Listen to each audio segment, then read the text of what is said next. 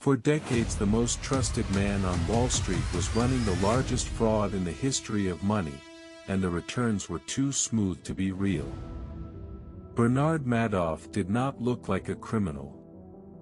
He had chaired the Nasdaq stock market. He sat on the boards, gave to the charities, and moved through the same rooms as the people he was robbing.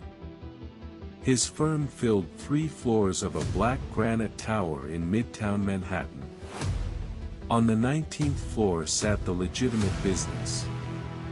On the 17th floor, behind a locked door, sat the lie. The pitch was quiet, and that was the genius of it. Madoff did not promise to make you rich overnight.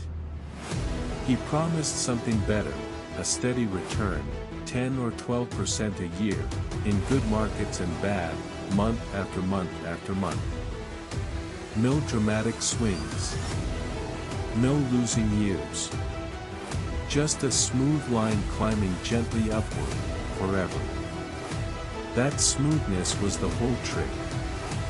A real portfolio jerks and stumbles. The market falls and your statement falls with it.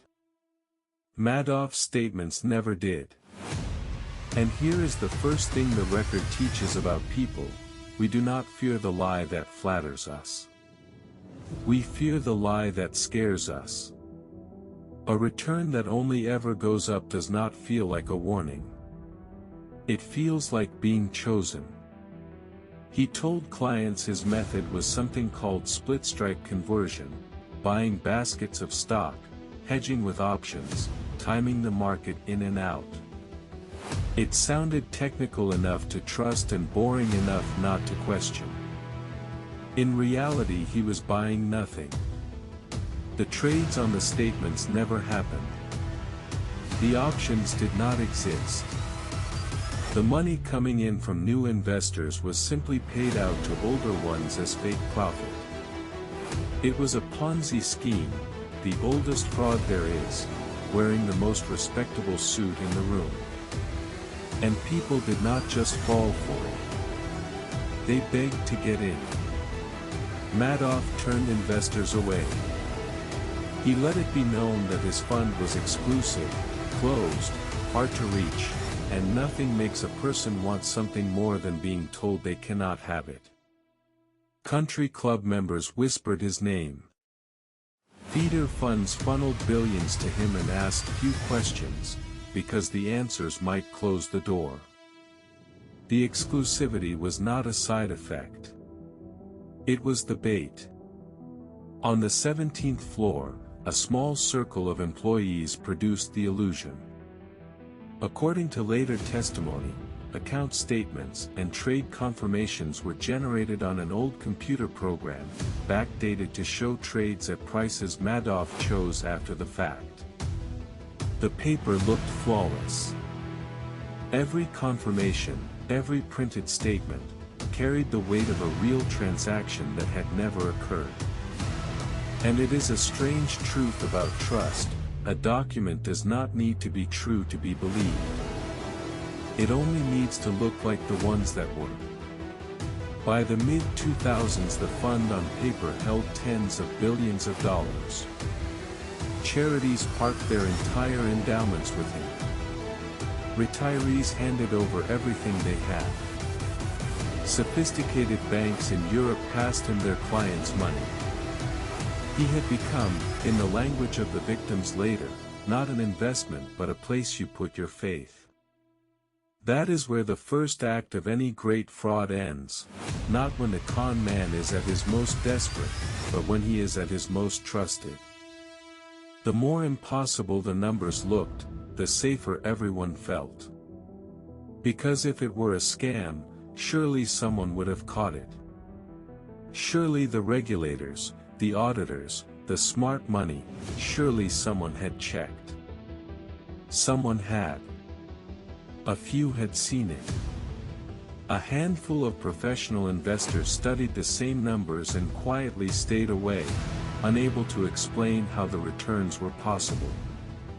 But walking away is not the same as sounding an alarm. and even those who doubted mostly kept it to themselves, unwilling to accuse a man of his standing on a hunch. Suspicion without proof feels like slander. So the doubt stayed private, and the money kept flowing. One man refused to stay quiet. His name was Harry Markopoulos, a financial analyst in Boston. As early as the year 2000, he ran Madoff's numbers and found they were mathematically impossible. The returns could not be produced by the strategy Madoff described. Markopoulos took his findings to the Securities and Exchange Commission, not once, but repeatedly, over nearly a decade. He handed them a roadmap. He all but named the crime. And nothing happened. The regulators looked, asked a few questions, accepted the answers, and walked away. Here the record turns cold and honest about human nature. A lie told confidently by a respectable man is harder to see than a truth shouted by an outsider. Madoff had status. Markopoulos had only math. And status, again and again, beat arithmetic. The watchdogs did not fail because they were stupid. They failed because Madoff did not look like what they were looking for. Then the world cracked open. In 2008 the financial crisis hit, and frightened investors everywhere wanted their money back at once. For a Ponzi scheme, that is the one thing that kills it. There was no real money, only the fiction printed on the statements. As redemption requests poured in, around $7 billion of them, Madoff could not cover them. The new money had stopped coming. The floor he had been building for 40 years finally gave way. In December 2008, according to the court record, Madoff called his two sons into his apartment and told them the truth. The asset management business, he said, was all one big lie. It was, in his own reported words, basically a giant Ponzi scheme. His sons went to the authorities that same night. The next morning the FBI arrived at his door. An agent asked if there was an innocent explanation. Madoff said there was not. Notice what it took. Not a regulator, not an auditor, not the decade of warnings. It took his own family turning him in. The system built to catch him never did. The people closest to him did. That is often how these things actually end, the record shows, not with the machinery of oversight but with one person who finally cannot carry the truth another day. The numbers, when they were finally counted, were almost too large to feel. The fake account statements showed nearly $65 billion. The actual money lost, the real cash that real people had handed over, came to roughly $17 billion. Thousands of victims. Charities that had to close their doors overnight. Families who learned in a single news alert that their retirement, their inheritance, their children's future, had never existed at all. The names on the victim list read like a cross-section of the trusting world. A foundation started by a Holocaust survivor lost most of its assets. Hospitals, universities, pension funds, and thousands of ordinary families sat on the same ledger as celebrities and billionaires. Some had handed Madoff a single account holding a lifetime of savings. Others had recommended him to everyone they loved, and now had to make those calls. In March 2009, Bernard Madoff stood in a federal courtroom in Manhattan and pleaded guilty to 11 counts: securities fraud, wire fraud, money laundering, perjury, and more. He did not fight it. He allocuted, describing the scheme in his own flat voice, and said he was deeply sorry and ashamed.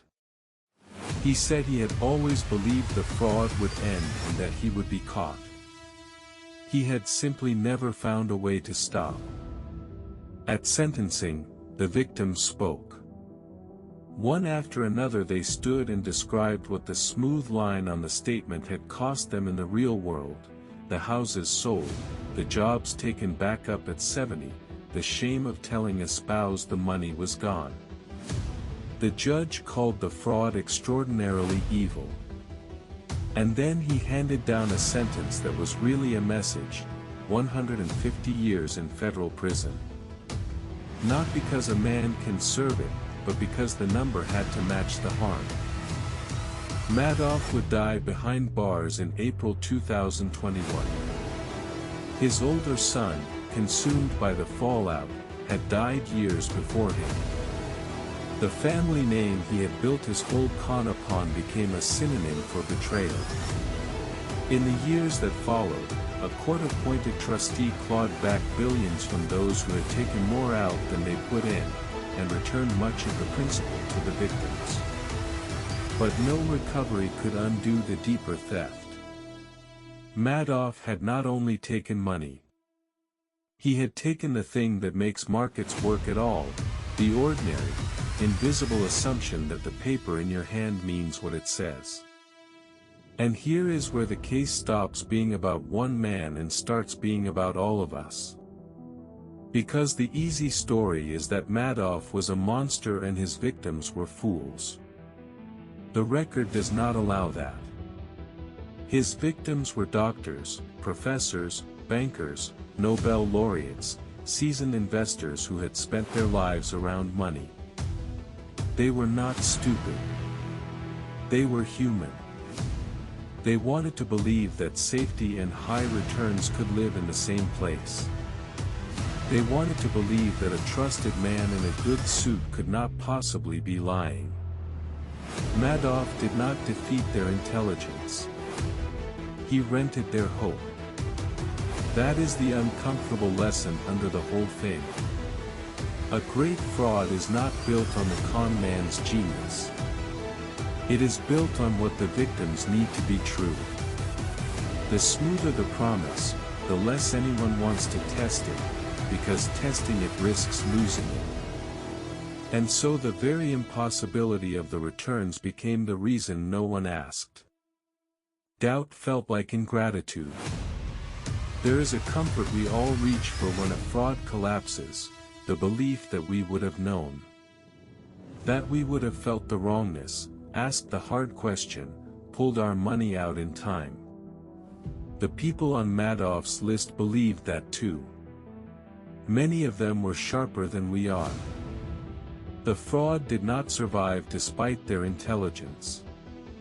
It survived because intelligence is no defense against a story you badly want to be true. So ask yourself honestly. If your money had gone up, steadily, every single month for 20 years, would you have been the one to pull it out and demand to see the trades? Or would you have quietly told yourself you were simply lucky enough to be inside? Follow for more.